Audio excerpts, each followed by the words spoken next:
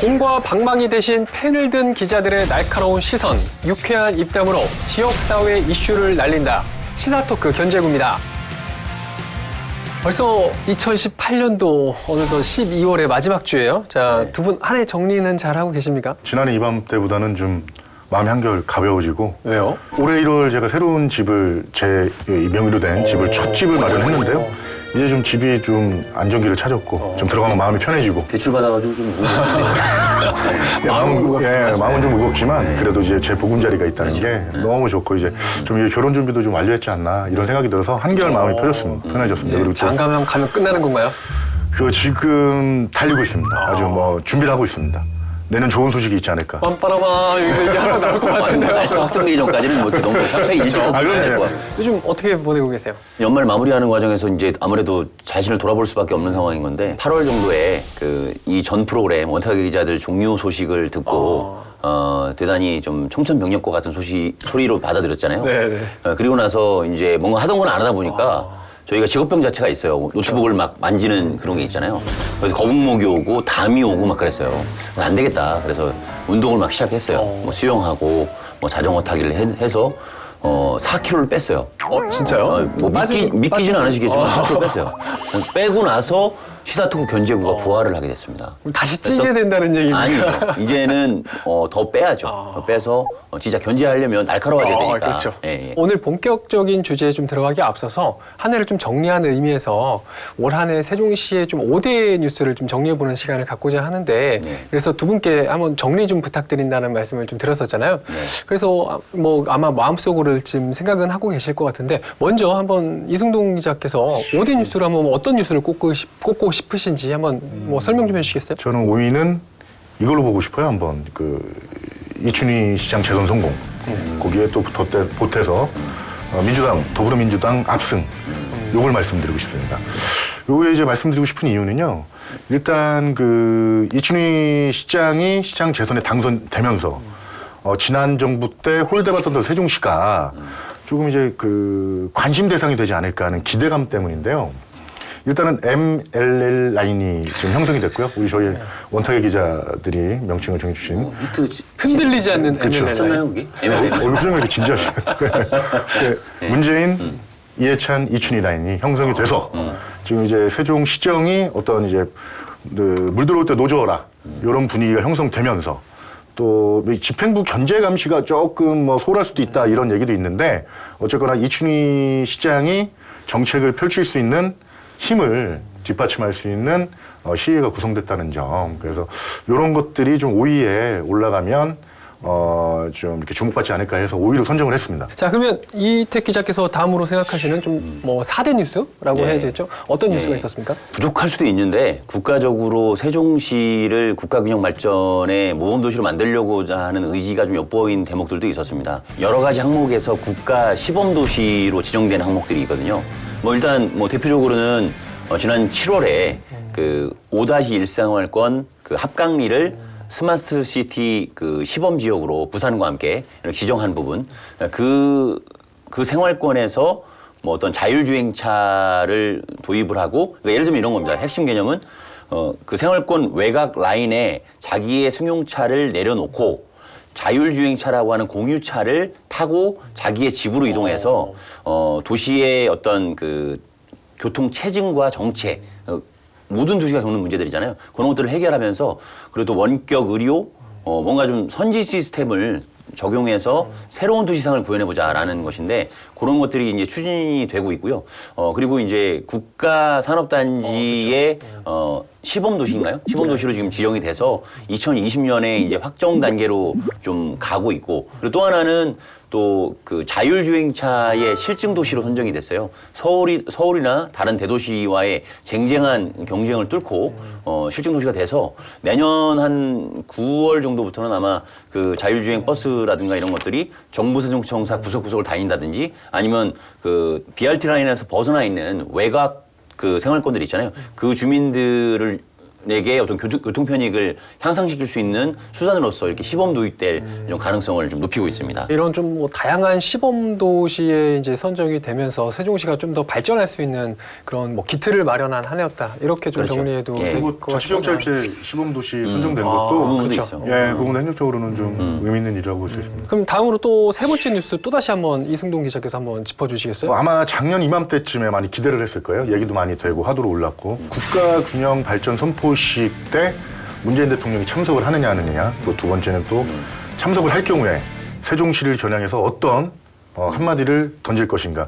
요거를 갖고 좀 지난해에도 이런 말씀을 한번 하셨을 거예요. 딱 1년 전이었던 것 같아요. 내기를 해가지고 저는 안 올 가능성이 높다고 했고 그렇죠, 그렇죠. 올 가능성이 높다고 했는데 그때 내기를 뭐 했었죠? 내기는 이겼어요. 얘기를 뭐 했죠? 내기는 제가 밥 사는 걸 해가지고 밥 샀죠. 아, 그런가요? 밥 샀잖아요. 아니요? 나 지금 생각났네. 예. 아무튼 그래서 국가균형 발전 예. 선포식. 그 결국엔 기대한 것처럼 오셨고요. 방문을 참석을 하셨고. 그리고 또 여기서 노무현 정부 시절 그 노무현 대통령과 함께 전 대통령과 함께 원수산에 올라서 이쪽이 청와대 부지, 이쪽에 국회 부지 이런 것들 얘기 나눈 그런 게 생각이 난다. 세종시 오니까. 요 한마디는 저는 기대 이상의 어떤 문재인 정부의 의지 그리고 세종시를 행정수도로 인정한다는 그 한마디도 받아들였기 때문에 3위로 당당히 이름을 올리고 싶습니다. 이렇게 해서 벌써 좀 한 세 가지 3대 뉴스 정도를 좀 살펴봤는데 지금 1대 이제 2대 이제 두 가지 정도가 남았지 않습니까? 그냥 또 이렇게 계속 하면 좀 재미가 없을 것 같아요. 저희가 항상 술자리에서 잘하는 그거 하나 있잖아요. 유치한 두 분의 마음이 좀 통하는지를 한번 확인해보고자 제가 긴급하게 제안 하나 드리는 건데 자, 하나 둘 셋 하면 1대 뉴스로 두 분이 뭘 생각하시는지를 한번 꼽아보는 시간을 좀 갖고자 하는데 괜찮으세요? 좋습니다. 하나 둘 셋. 국회 세종이사당. 역시 좀짠것 같은 좀 유치한 느낌이 좀 들긴 자, 한데. 어떤 점에서 국회 세종의사당을 뽑으신 거예요? 아무래도 국회는 내려오기 싫어했고 계속해서 서울 여의도 국회의사당을 고착화하는 움직임이 강했던 상황에서 올해의 어떤 용역이 타당성 용역이 추진될 것이다. 그리고 설계비가 반영될 것이다라고 장담을 한 사람은 없었거든요. 근데 그게 11월, 12월 사이에 급작스럽게 국면이 전환이 돼서 용역도 추진하게 됐고 그다음에 그 설계비도 반영되게 됐어요. 이거는 사실은 뭐 급작스럽게는 아닙니다. 그 지역 민관정, 뭐 시민 행정수도 시민 대책위부터 해서 뭐 이해찬 의원실, 뭐 그다음에 세종시청 집행부 모두가 같이 힘을 합친 결과가 대의이기 때문에 아마 반영되지 않았을까. 그래서 1위일 수밖에 없지 않을까. 그러면 결국 아깝게 또 1등에서 좀 탈락한 2대 뉴스는 뭐가 있죠? 문재인 대통령 얘기와 이어질 것 같은데요. 그죠. 행안부 이전 말씀하시는 거 아닌가요? 네, 맞습니다. 네, 행안부 이전. 행안부 이전은 뭐 잠시 뒤에도 뭐 얘기를 나눌 건데 2012년도부터 추진했던 거예요. 행안부가 이제 내려오느냐 안 내려오느냐 여기에 관심이 초점이 됐었고 그러면서 계속 관련 법안도 발의가 됐었고 한 3개 정도 발의가 됐죠. 이해찬 의원께서 먼저 당대표가 먼저 발의를 해서 이전제에 대해서 제외시키는 그 법안을 발의를 해서 근데 계속 다 뭐 어떻게 파기초문된 거죠. 목소리를 계속 높여왔기 때문에 이 현 정부 들어서 행안부 이전에 성공했다는 부분에 대해서는 정말 의미를 살 부분들이 되게 많아요. 그래서 지금 뭐 다 말씀드리면 좀 재미없고 조금 있다가 주제에 나오니까 그때 자세히 말씀드리도록 하죠. 이 밖에도 뭐 최근의 일이었죠. 뭐 세종시 의회가 각종 구설수에 좀 올랐던 부분이라든가 뭐 지난 6월에 그 세lum동에 현재 건설 중인 아파트 건설 현장에서 그렇죠. 대형 화재가 좀 발생했던 출범 부분. 이후 최대 그렇죠. 그렇죠. 예, 파장이 그런, 엄청났죠. 그런 부분.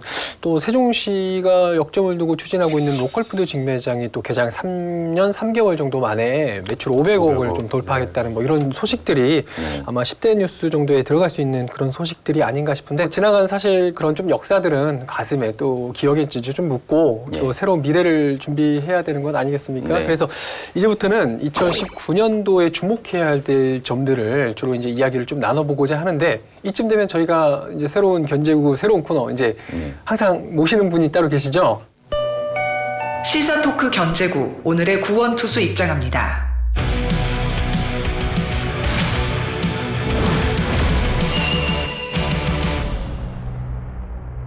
네, 세종시의 모든 사업을 총괄 조정하고 계신 분이시죠. 고기동 세종시 기획조정실장님 모셨습니다. 안녕하세요.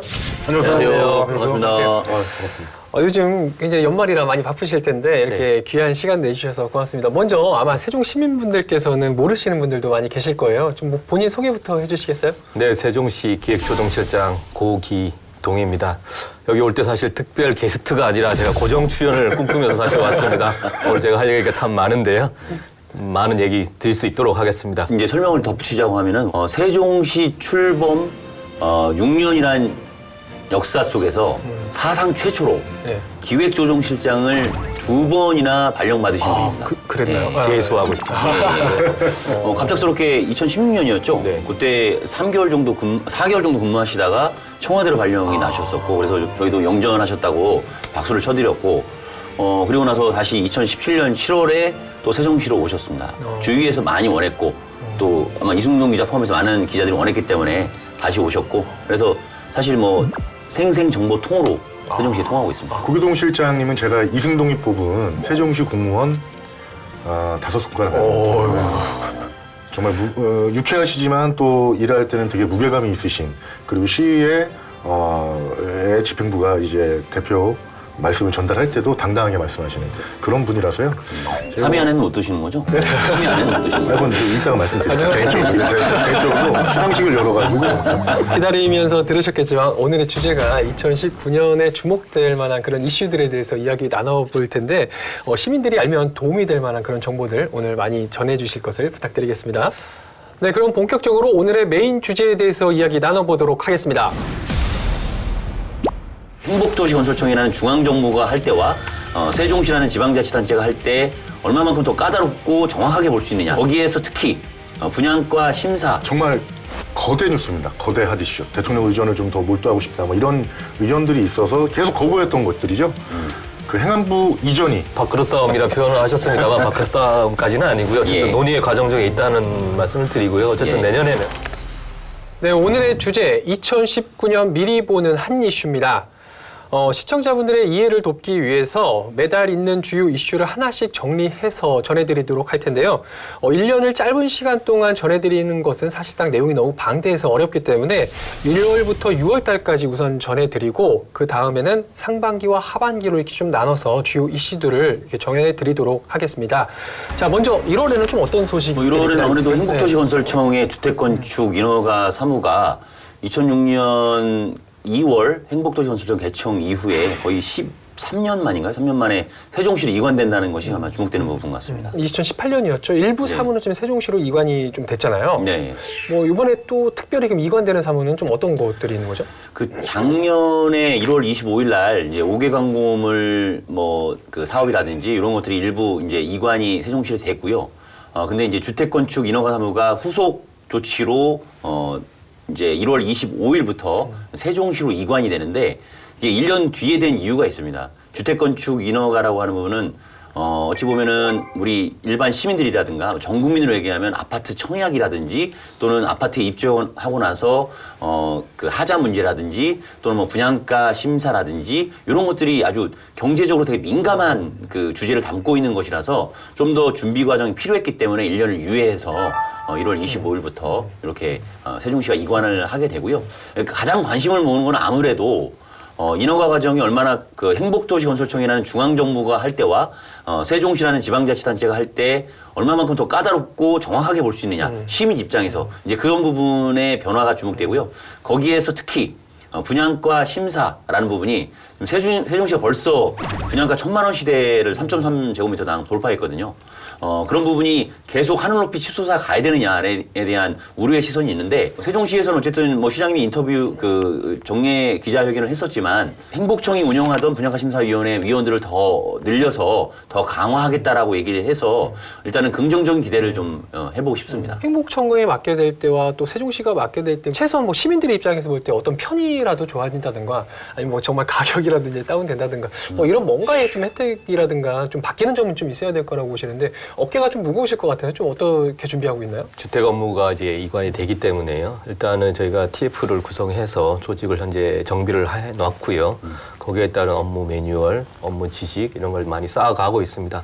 다만 우리 시민들이 편리하고 편안하고 또 좋은 아파트에 사시는 게 저희 또 목적이기 때문에 거기에 맞게 정책을 좀 준비할까 합니다. 일단 어디서 또 얘기가 나오는 게 지자체에서 하는 것보다 중앙정부에서 분양가 심의를 해서 건설사들에게 어떤 뭐 압력 아닌 압력일까요? 뭐 입김일까요? 목소리를 좀 키워서 분양가를 좀 맞추는 게 낫지 않겠느냐. 지자체에는 좀 이렇게 그 건설사들한테 목소리를 올릴 수 있는 그런 게 좀 작지 않느냐. 이런 얘기도 나오는데 거기는 어떠세요? 이게 주택 업무라는 게 사실 지방자치단체 업무입니다. 이제 지방자치단체가 이거 외에도 많은 지금 어떻게 보면 규제라 그럴까 인허가 업무라든지 함께 가지고 있거든요.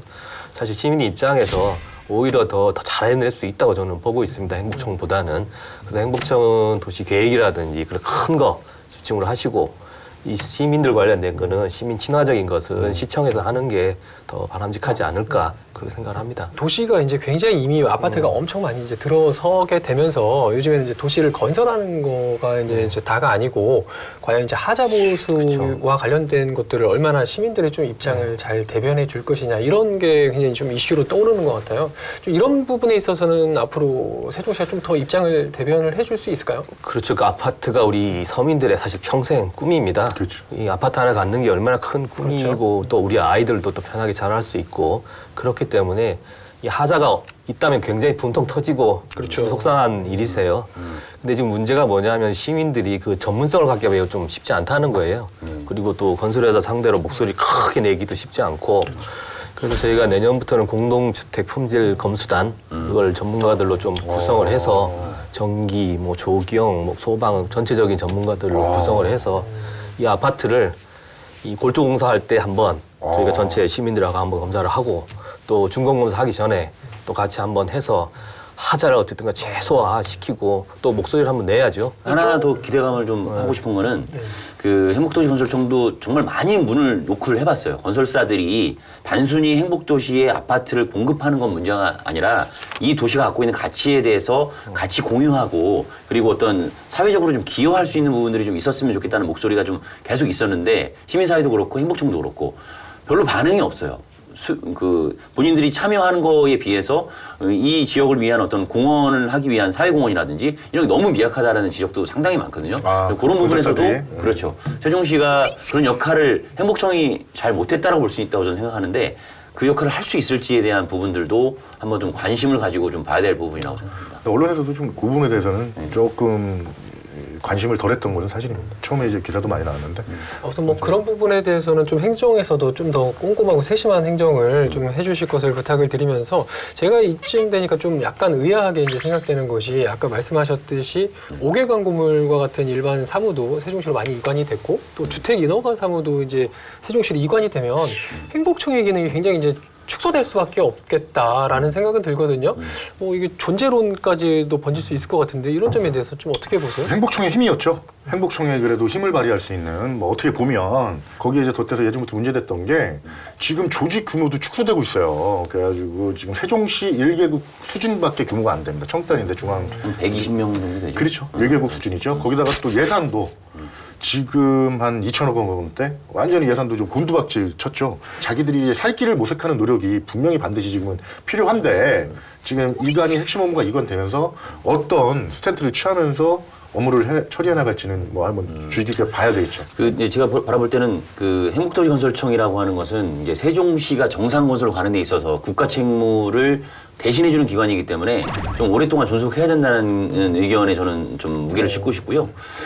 사실 그런 통합 얘기가 나왔던 것은 박근혜 전 정부와 또 어떤 세종시 정부가 정치적 성향이 다르다 보니까 약간 부딪힘이 발생하는 부분에서 자꾸 행복청과 세종시가 성과 다툼을 하게 되고 불필요한 데 에너지를 쓴다는 것 때문에 얘기가 많이 나오지 않았나 그런 생각을 하고요. 그런데도 불구하고 행복청 관계자분을 한번 최근에 만났더니 이런 얘기를 하셨어요. 오해의 소지가 자꾸 이제 확산이 되는 것 같은데 행복도시 건설 특별법 그 15조 잠깐 자료를 보고 말씀드리면 예정지역 등의 해제라고 내용을 담은 15조가 있어요. 거기에 보면 행복도시 건설 사업이 완료가 되는 그 시기부터 2021년 1월 1일에 해제된 것으로 본다. 뭐 이런 내용이 들어가 있어요. 근데 이 내용을 잘못 해석해서 2021년에 행복청이 해제되는 거 아니야? 해체되는 거 아니야? 라고 받아들이는 사람이 있다라는 거예요. 이제 그런데 현실은 이미 행복도시 건설 사업이 2년 정도가 지연이 됐고 행복청과 국토부에서 2단계 사업을 2020년에서 2022년으로 연장해야 된다라고 하는 주장도 나오고 있고, 그리고 국립박물관단지라든지 국립자연사박물관이라든지 이런 사업들이 많이 지연되어 있는 상황이기 때문에 이 국가 책무를 세종시가 갑자기 떠나서 한다라고 하는 것은 어떤 재정적인 부담, 물론 재정을 지원해준다 하더라도 제대로 된 어떤 2030년까지 목표로 갈 수 있겠느냐에 대한 의구심이 있기 때문에 지금은 행복청의 해체와 세종시와의 통합을 논의하는 것은 좀 시기상조가 아닌가라고 좀 생각합니다. 어쨌든 1월에 지금 주목되는 점 중에 하나는 이제 네. 주택 인허가 사무, 부동산 분양가 심의라든가 이런 거 관련돼서 앞으로 이제 세종시로 이관이 되니 정말 중요한 변화. 예, 그래서 앞으로 좀 세종 시민들의 좀 편에 서서 좀 더 그런 행정이 좀 펼쳐졌으면 하는 이제 바람을 가져보고요. 자, 1월은 그럼 이렇게 마무리를 하고요. 이제 2월로 넘어가 보도록 하겠습니다. 자, 그럼 2월에는 좀 어떤 이슈를 주목을 해야 될까요? 정말 거대 뉴스입니다. 거대 핫 이슈. 그러니까 2012년 세종시 출범과 동시에 계속 추진해왔던 것들입니다. 뭐 이해찬 의원을 비롯해서 세종시 집행부부터 행안부 이전을 꾸준히 주장해왔고 의견을 펼쳤지만 지난 정부 그 어떤 행안부 입장이 지금 이제 대통령 의전 사무부처로서 대통령 의전을 좀 더 몰두하고 싶다 뭐 이런 의견들이 있어서 계속 거부했던 것들이죠.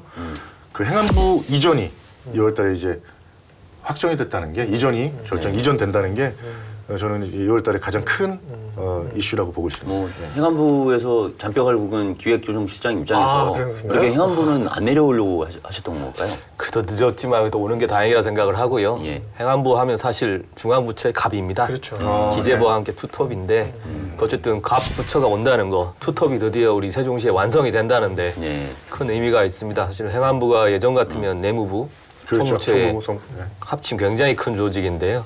지금도 보면 지방정부 전체를 관할하고 있고 중앙부처의 정부 조직을 또 관할하고 있기 때문에 매우 파급력이 큰 부처이고 또 우리 지역사회에도 많은 영향을 줄 것으로 이렇게 보게 됩니다. 더욱이 우리 세종시청 입장에서는 또 행안부가 바로 옆에 있다는 것은 시청을 이해할 수 있는 시청 입장에서 바라볼 수 있는 매우 큰 장점도 그러면 있다고 내년 2월에 행안부로 봅니다. 컴백하시는 건가요? 선생님? 그런 말씀 여기서 합니다. 말씀하신 대로 이제 그 행안부가 사실상 그 공무원들의 이제 복지라든가 뭐 여러 가지 조직의 이제 여러 가지 업무를 좀 맡고 있기 때문에 좀 세종시 입장에서 정말 좀 중요한 계기가 되지 않을까라는 생각을 좀 갖게 돼요. 근데 문제는 정부 세종청사 특히 이제 그 일부 뭐 소방청이라든가 일부 지금 기관들은 이미 지금 민간 건물로 좀 나가 있는 상황이잖아요. 그만큼 네. 좀 정부 세종청사의 건물이 입주 공간이 이제 그만큼 벌써부터 부족 현상을 겪고 있는 건데 이미 뭐 어디로 내려올지는 정해졌나요? 확정 발표는 안 했는데 이미 내부적으로는 확정이 됐다라고 좀 들었고요. BRT 라인에 산업통상자원부 12동 맞은편에 그 방축천변에 민간 건축물이 있어요. 지금 이제 가보면은 거의 건물이 번듯하게 들어서 있고요. 지하부터 3층까지는 그 상업시설로 가고 4층부터 8층까지가 이제 오피스로 가는데 그 4층부터 8층까지를 행정안전부가 한 1,500명에서 1,700명 정도 되죠. 예, 그렇죠. 그 정도 인원이 다 그쪽으로 들어오는 것으로 일단 됐고요.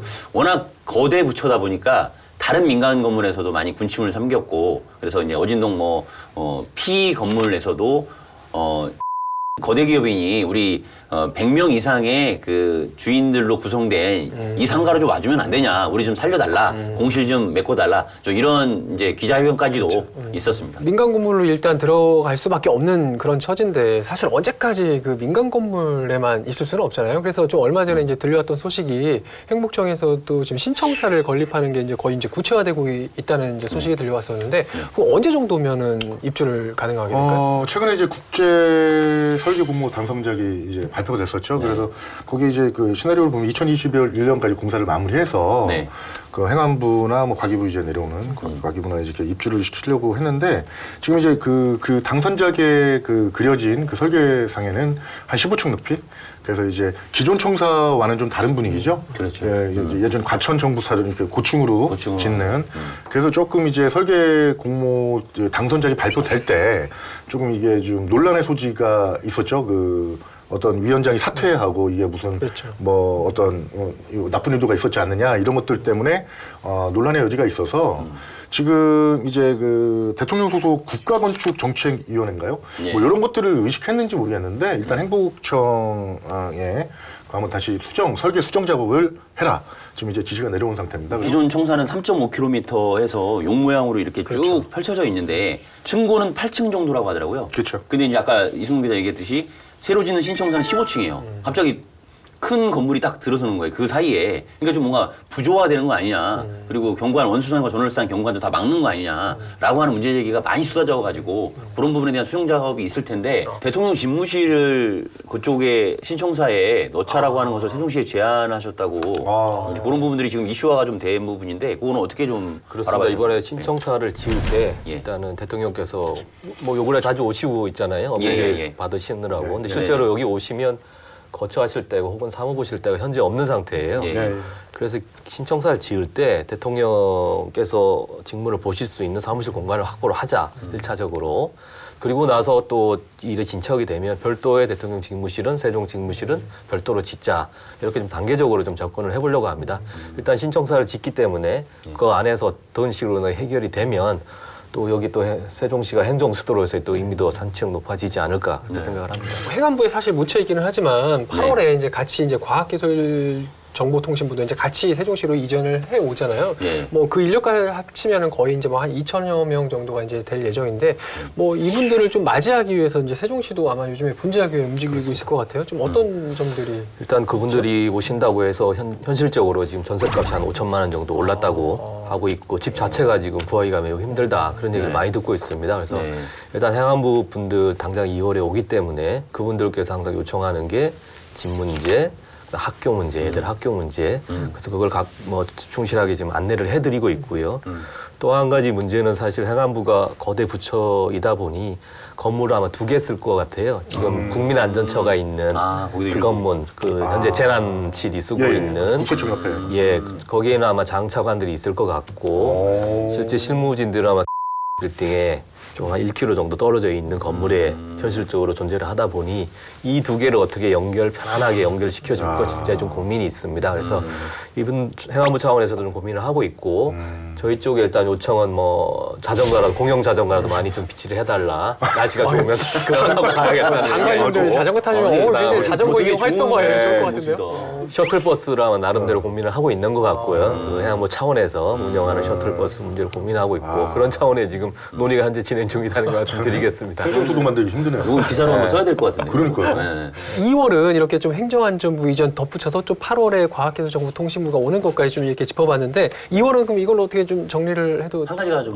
이거 뭐죠? 이거는 뭐 확정되거나 이런 것은 아닌데 그 파주에 우리 국가대표 선수들 뭐 무슨 대회 나가기 전에 항상 훈련하는 곳이 파주에 그 NFC라고 네. 국가대표 축구 트레이닝 센터가 그렇죠. 있잖아요. 네. 거기가 이제 명소인데 항상 뉴스에 많이 등장하잖아요. 그렇죠. 근데 거기가 이제 그 계약 기간이 올해 7월로 끝났고 그리고 그 연장을 2024년까지 할 수 있는데 그 이후로는 안 된다라는 거 들었어요. 그래서 대한축구협회가 새로운 제2의 NFC 후보지를 좀 찾아 나서고 있어요. 그래서 공모에 들어갔고 내년 2월이면은 결정이 되는데 세종시가 전국 20여 개 지자체가 공모에 지금 참여하고 있는 과정에서 약간 후발주자로 도전장을 내민 상태입니다. 그래서 그게 잘 되면 내년 2월에 그 좋은 그 소식을 저희가 접할 수 있을 것 같습니다. 보통 이 NFC가 있으면 이제 축구 선수 요즘에 워낙에 축구 특히 국가대표 선수들은 인기가 뭐 거의 연예인급이기 때문에 뭐 많은 청소년 팬들도 거의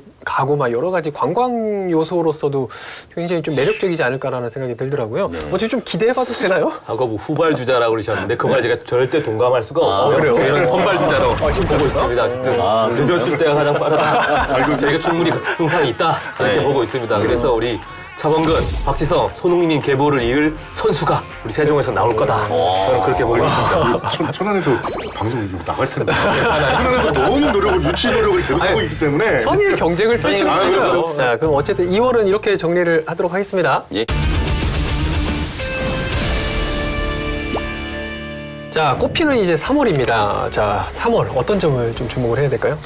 고무적인 소식이 올해 또 들려왔던 게 이제 하나 있었는데 그 자치경찰제 시범도시가 지정이 되고 나서 불가능하게 좀 여겨졌었죠. 그렇죠. 세종경찰청이 갑작스럽게 신설된다는 맞습니다. 소식이 행안부에서 들려왔습니다. 그게 왜냐면은 그 세종경찰청 불합리했던 건 뭐냐면 2012년 세종시 출범 이후에도 세종경찰서가 있는데 세종경찰청이 아니라 충남지방경찰청의 지휘를 받았다는 거죠. 저 홍성에 있는 청으로부터 그런 구조를 개선해야 된다는 목소리를 끊임없이 제기했는데도 묵묵부답이었는데 자치경찰제 시범도시가 되면서 자치경찰을 해야 되는데 어떻게 청이 없이 서로 할 수 있느냐라는 여론이 이제 그 급반전되면서 청이 신설된다라고 하는 것이 아마 이제 3월 정도로 이렇게 좀 얘기가 되고 있습니다. 이것도 이제 세종시 출범하면서 계속 추진됐던 것들이에요. 근데 절대로 행안부에서는 수요가 없다, 치안 수요가 없다, 절대로 안 된다. 입장을 계속 고수해온 상황에서 현 정부 출범과 함께 경찰청이 신설된다는 확정됐다는 소식은요. 이것도 엄청나게는 큰 이슈입니다. 세종경찰청을 신설을 하기 위해서는 뭐 세종시의 노력도 아니고 지방청의 노력도 뭐 행안부라든지 여러 유관 기관들이 다 같이 이제 논의가 좀 돼야 되는 부분 아니겠습니까? 그렇죠. 좀 어떻게 뭐 논의는 지금 세종시하고도 좀 잘 이루어지고 있는 상황인가요? 세종시가 많은 기록을 갖고 있습니다만 그 중에 하나가 좀 창피합니다만 경찰관 1인당 주민수가 1000명이 넘는 곳이거든요. 이게 전국이 한 500명 되는데 평균. 예. 매우 치안 상황이 어떻게 보면 좀 불안할 수 있는 그런 상황이었거든요. 우리 시민들이 아직까지 뭐 선량하시고 크게 그게 없으셔서 치안 상태가 좋았는데요. 앞으로는 이제 그렇지 않을 거기 때문에요. 그래서 이번 경찰청이 신설된다는 게 그런 면에서 매우 의미가 있을 거라고 봅니다.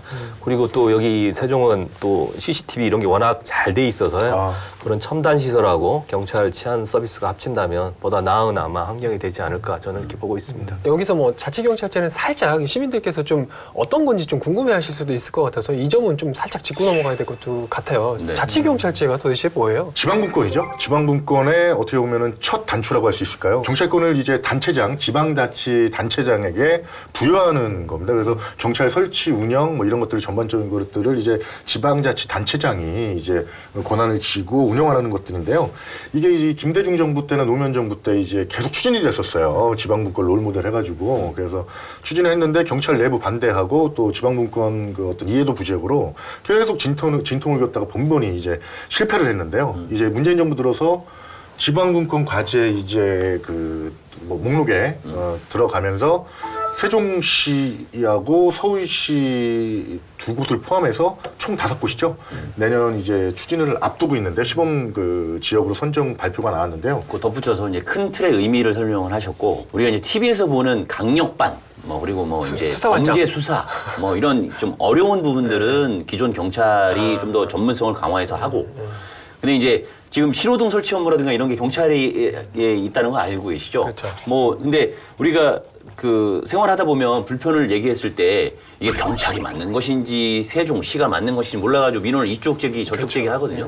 그러니까 이제 생활 안전에 대한 부분, 교통에 대한 부분 이런 것들은 지자체에서 일관되게 자치경찰을 두고 행정을 펼친다고 하면 시민들이 좀 더 편익을 누리면서 또 기존 고유의 경찰은 안전을 지켜준다는 의미에서의 어떤 시너지 효과를 좀 가져올 수 있다는 부분에서 좀 기대가 있는데 아직 정확하게 성격 구분이라든지 업무 분장이라든지 이런 부분이 좀 제시가 되지 않고 있고 왜냐하면 이게 약간 밥그릇 싸움으로 누가 더 이걸 가져갈 것이냐 이걸 가져갈 것이냐 이런 게 있잖아요. 그런 부분들의 세부 조율이 좀 남아 있어서 세부적으로는 많이 논의 중이라고 하셨는데 역시 논의가 잘 되고는 있죠? 밥그릇 싸움이라 표현을 하셨습니다만 밥그릇 싸움까지는 아니고요. 어쨌든 예. 논의의 과정 중에 있다는 말씀을 드리고요. 어쨌든 예. 내년에는 어떤 식이든 간에 자치경찰이 출범을 할 수 있지 않을까 그렇게 생각을 하고 세종경찰서 역시 청 역시 함께 출범을 할 것으로 저희는 기대하고 준비를 하고 있습니다. 자치경찰제는 이거는 꼭 말씀드려야 되는데 문재인 정부 지방분권 과제에 들어가기 전부터 세종시가 연구를 했어요. 그래서 제주자치경찰 제주도까지 직접 이제 파급을 급파를 해가지고 벤치마킹을 하고 온 상황입니다. 그래서 여기 관건은 또 수사권을 쥐느냐 안 갖느냐. 제주자치경찰이 수사권이 없거든요. 그래서 이제 관광이나 뭐 교통 정리 이런 것들만 해서 지금 무늬망경찰이라고 자치경찰이라고 나오는 지금 상황이니까요. 이제 3월에 당장 저희가 지금 관심을 두고 있는 점은 어쨌든 세종지방경찰청이 생긴다는 건데 사실 지금 현재 세종경찰서도 너무 꽉 찼잖아요. 경찰 역시 인력이 굉장히 많이 늘어났기 때문에 굉장히 꽉 차 있는 상황이라서 지금 세종시 시청 인근에 지금 남부경찰서도 지금 건립이 되고 있잖아요. 그래서 여기 들어갈 때까지는 아마 이제 시간이 굉장히 좀 많이 남은 것 같은데 그 동안은 그럼 좀 어떻게 지방경찰청은 운영이 되는 거죠? 당장 이제 3월에 어진동 복합 커뮤니티 센터에 입주를 하게 되고요. 일단은 근데 그게 임대로 들어가는 거기 때문에 계속 거기에 있어야 될 수는 없을 것 같고요. 다만 2020년 5월에 이제 세종시청 보람동 근처에 남부경찰서가 이제 개관이 되면 그때부터 아마 이제 경찰청의 별도 청사를 뭐 신축할 것이냐 아니면 남부경찰서를 개축을 해서 같이 있을 것이냐 뭐 이런 부분들의 논의가 좀 되지 않을까 그렇게 생각됩니다. 알겠습니다. 어쨌든 3월은 세종경찰청이 신설된다는 그 정확한 시기는 이제 3월이 될지 아니 4월이 될지 조금은 이제 불확실을 할 수 있겠지만 어쨌든 3월을 지금 로드맵을 가지고 이제 추진 중이라는 소식 전해드리면서 자 그럼 이제 4월로 한번 넘어가 보도록 하겠습니다.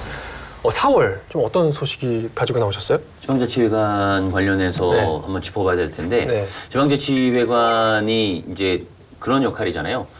여기 세종시의 정부세종청사가 36개 중앙행정기관이 이제 입주를 하다 보니까 각 17개 지자체에서 중앙부처랑 업무 협력을 위해서는 세종시를 자주 와야 되거든요. 근데 사무실이 없으면은 계속 뭐 어디로 가야 될 데가 없는 거죠. 그래서 속속 지자체 사무실들이 이제 들어섰어요. 들어섰고 근데 그렇게 하다 보니까 어진동에 여기 있고 또 어디는 한솔동에 있고 다 분산돼 있거든요. 그렇죠. 본인들도 불편하고 그래서 그것들 한 대에 모아줘서 서로 협력할 건 협력하고 또 중앙부처랑 협력을 또 적극적으로 하고 뭐 이런 부분에서 이제 어진동에 지방자치회관이 들어서는 부분들이 좀 주목되는 부분입니다. 제가 한번 지나다가 지방자치회관이 이제 거의 많이 정말 많이 올라갔더라고요. 이제 거의 토대는 뼈대는 이제 다 올라가서 이제 뭐 얼마 안 남았구나라는 생각이 들던데 상당히 커요. 그래서 입주 수요는 충분히 있습니까 거기에? 충분히 있습니다. 저희가 이제 17개라고 그랬는데 17개 이제 세종시 포함해서 17개 광역단체고요. 16개 네. 광역단체들이 다 입주를 하기로 했고 네. 사무실까지 다 배정을 받았습니다. 그래서 그분들이 내년 이때쯤에 입주를 시작하게 될 거고요. 제가 자치회관 관련해서 조금 논리 비약은 있습니다만 좀 말을 좀 더 보태면 네. 우리가 2019년 4월 그 100년 전 1919년 4월 네. 예. 13일이 사실은 우리 임시정부가 처음으로 만들어진 날입니다. 그때 우리 임시정부 헌법을 만들었는데 그때 처음으로 대한민국은 민주공화제다, 공화정이다 이렇게 표현을 씁니다. 그래서 대한민국이라는 우리 국호를 그때 처음 사용하게 됩니다. 그래서 황제의 나라 대한제국에서 국민의 나라 대한민국이 100년 전에 된 거거든요. 그래서 100년이 지난 이때 또 자치회관이 열린다는 것은 또 100년이 지난 이 시점에서는 국민의 나라에서 이제 지방 분권의 시대, 시민 주권의 시대로 이렇게 서서히 넘어가는 계기가 되지 않을까. 저는 좀 살을 보태서 말씀 한번 드려보고 시장님 싶습니다. 개인적으로 연구하신 건가요? 아니면은 누가 얘기를 해? 어디서 봤습니다. 3.1운동 관련해서. 그러니까 연구하신 거죠? 예, 목사님? 그렇습니다. 많은 준비하셨네요. 그래 모른 척하고 넘어갔어요.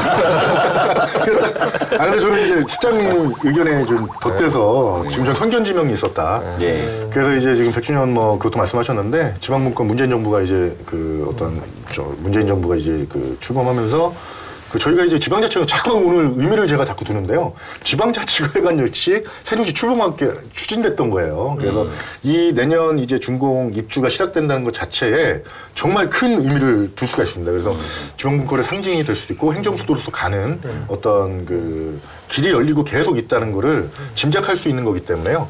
되게 의미 있는 걸로 저는 짚어볼 수 있습니다. 이승동 기자한테도 되게 남다른 기관이에요. 왜요? 왜냐면은 지방자치회관 유치를 둘러싸고 서울시장과 이충희 시장하고의 그런 네. 어떤 담판이 제주도에 벌어졌는데 네, 제가- 그거를 어떻게 누가 염탐해서 흘려준 정보를 가지고 기사 썼다가 서울시가 발칵 뒤집었던 예, 서울시가 그런 사건이 한 번 있었죠. 왜냐면 이제 그러니까 저는 이춘희 시장의 역량이 자신감이 시작된 곳이 제주도 자치회관 토론회였다.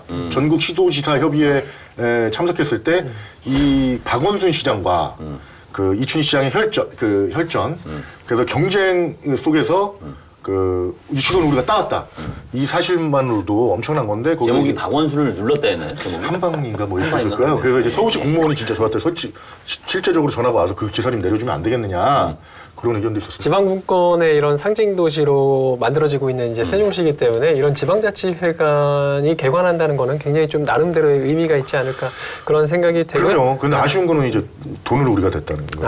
이제 돈을 좀 받기로 했습니다. 좀 바뀌었습니까? 아, 그래요? 네. 바뀌었어요? 네, 임대 수익이라도 꼭 좀 챙기시죠. 전세금을 좀 많이 받기로 했습니다. 그렇습니까? 네. 좋은 네, 분이네. 50억 정도 됩니다. 이거는 진짜. 자막 처리해 주십시오. 자, 이제 서둘러서 5월로 넘어가 보도록 하겠습니다. 자, 5월은 뭐 주목해야 될 게 있나요? 제가 개인적으로 가장 좋아하는 계절인데 5월. 아, 그럼 왜 좋아하세요? 따뜻하잖아요. 따뜻해서. 저는 그 5월에는 뭐 특별한 행사보다는 그냥 5월이라는 가정의 달, 그 순수한 의미로서 그렇죠. 좀 정보를 드리고 싶은 게 있는데요. 그 일단 내년이 또 황금돼지띠잖아요. 그렇죠. 내년에 아이를 낳으려고 하는 사람들이 상당히 많거든요. 네. 그래서 아이 출산과 관련된 네. 정보를 하나 좀 드리고 싶은데 물론 지난달에 이미 시행이 됐어요. 네. 세종시 시행을 하고 있는데 어떤 거냐면 이제 세종시는 첫째 아든 둘째 아든 셋째 아든 120만 원씩 출산 장려금을 주고 있잖아요. 그런데 거기에서 이제 제한 조건이 좀 있었어요. 부모 모두가 세종시에 거주할 때만 줬던 것이죠. 근데 세종시의 현실이 타지 출장을 그렇죠. 가게 되거나 장기 출장을 가는 사람들도 있기 때문에 그건 현실과 맞지 않다. 그래서 한 사람만 거주해도 된다. 이승훈 기자가 좀 참고를 해야 될 텐데 내년에 결혼을 진짜요? 앞두고 있을 텐데 청주에 자꾸 살려고 하는데 제가 볼 때는 그 세종시에 사는 게 유리할 것 같다는 생각이 들고요. 또 하나 좀 악용이 된 부분도 있었어요. 그동안. 출생 당일에만 세종시에 거주하면 되는 거라서 다음 달 이사 가도 120만 원 받아 챙기는 거거든요. 아하. 근데 이제 출생 당일부터 3개월 동안 거주를 해야만 지급을 받을 수 있는 그런 조건이 변화됐기 때문에 그게 내년까지도 계속 가는 거니까 한번 참고해 두시면 좋을 것 같습니다. 저한테 집중을 하지 마시고 제가 갑자기 문득이 생각난 건데 출산 정책 관련한 그 자료를 수집하셔가지고 기획하셔가지고 책자를 하나 발간한 게 있어요. 근데 세종시에 국한된 게 아니라 전국 지자체들이 참고하면 좋을 만한 책을 좀 이렇게 지금 책자를 발간하셨더라고요. 저희가 어쨌든 출산율이 1.8 정도로 전국의 가장 최고인 도시입니다. 근데 서울은 0.9, 관악구 같으면 0.7 이렇습니다. 가면 부산은 또 1.0 이하고 이 항상 제가 중앙부처 회의를 가게 되면 세종시를 따라하자 많은 사람들이 얘기를 하는데 세종시는 매우 특수한 출산 상황인 거거든요. 그래서 그렇게 해서는 안 된다. 각자마다 상황이 다르다. 이 세종시가 만들어주겠다.